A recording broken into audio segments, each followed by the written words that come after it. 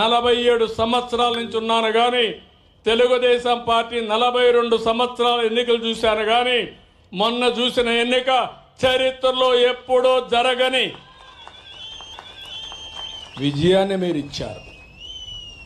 ఇది మేము ఎప్పుడూ మర్చిపోలేము.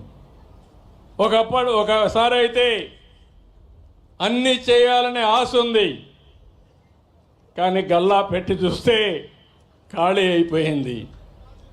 అప్పులు తేవాలంటే ఇచ్చేవాళ్ళు కూడా రావడం లేదు. కొన్ని నిబంధనలు ఉంటాయి. మీరు కూడా ఒకసారి ఆలోచించండి. మీ ఊర్లో ఎవరైనా డబ్బులు కావాలంటే పరపతి ఉంటే డబ్బులు తిరిగి ఇస్తాడని నమ్మకం ఉంటే అప్పిస్తారు, లేకుంటే ఇస్తారమ్మా? మీకు ఇవ్వరు కదా. నా పరిస్థితి కూడా అదే. నా మీద నమ్మకం ఉంది, మళ్ళీ దీన్ని సరిపెడతాడని విశ్వాసం ఉంది. మీరు కూడా అదే ఆలోచించారు. ఒక మాటలో చెప్పాలంటే ముఖ్యమంత్రి పదవి నాకు కొత్త కాదు, 4వసారి ముఖ్యమంత్రి. సమైక్య ఆంధ్రప్రదేశ్లో అందరికంటే ఎక్కువ సార్లు ముఖ్యమంత్రిగా ఉన్నాను. ఆ రోజు నేను చేసిన పనులు చరిత్రలో శాశ్వతంగా మిగిలిపోతాయి. ఈరోజు హైదరాబాద్ పోయి చూస్తే ఎక్కడ అడుగు పెట్టినా నేను కనపడస్తాను. ఎందుకంటే దానికి కారణం చేసిన పని. ఎప్పుడో ప్రజల కోసం పనిచేశాడు. 200 సంవత్సరాల తర్వాత ఆయన గొప్పతనాన్ని మనం చెప్పుకుంటున్నాం. నేను కూడా అదే కోరిక ఉన్నా. నాకే ఆశలు కానీ ఆలోచనలు కానీ లేవు. మీ ప్రేమ కావాలి. మీరు గుర్తుపెట్టుకుంటే అదే చాలనుకొని మీకోసం రాత్రింబగళ్ళు పనిచేస్తున్నాను తప్ప ఇంకోటి కాదు. ఈరోజు అందుకనే మీరు చూస్తే దేశంలో ఎక్కడా ఇవ్వని విధంగా సంక్షేమ కార్యక్రమాలకు నాంది పలికాను. నేను సూపర్ 6 చెప్పాను. అన్నిటికీ ఒక్కొక్కటే ఇచ్చుకుంటూ ముందుకు పోతున్నాం. నేను అడుగుతున్నా మిమ్మల్ని అందరినీ, దేశంలో ఎక్కడా ఇవ్వని విధంగా పింఛన్లు 64 లక్షల మందికి 33,000 కోట్ల రూపాయలు పేదవాళ్ళకి ఇచ్చే ఏకైక ప్రభుత్వం ఈ ప్రభుత్వం.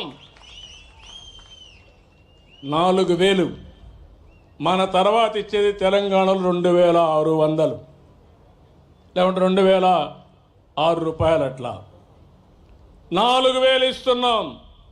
6,000 దివ్యాంగులకు ఇస్తున్నాం.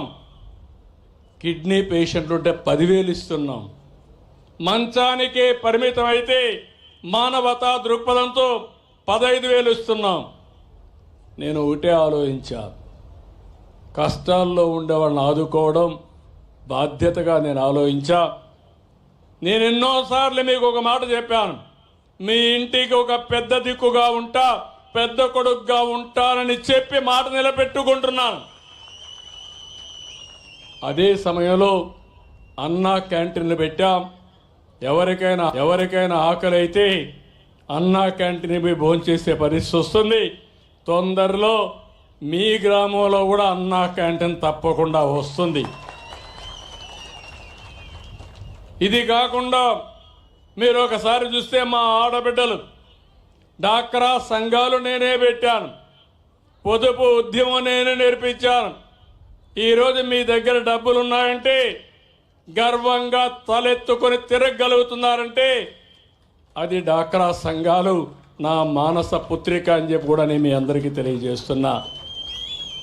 ఈరోజు వాళ్ళందరినీ ఇంటికి ఒక పారిశ్రామికవేత్త చేయాలనుకుంటున్నాను. ఒక ఎంఎస్ఎంఈ పెట్టించాలనుకుంటున్నాను.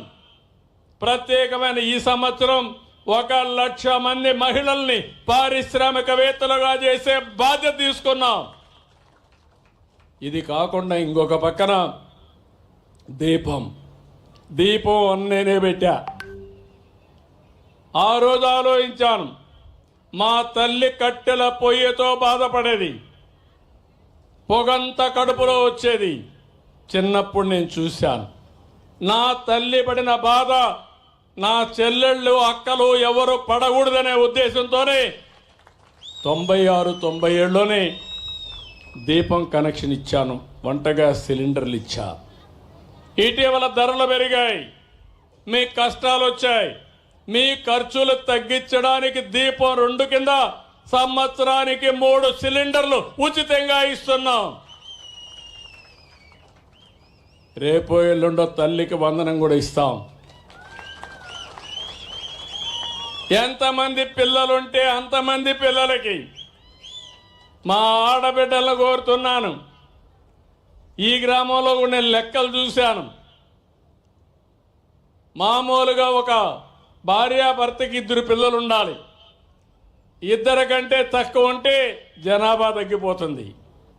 2 కంటే ఎక్కువ ఉంటే జనాభా పెరుగుతుంది, నిలకడగా ఉంటుంది.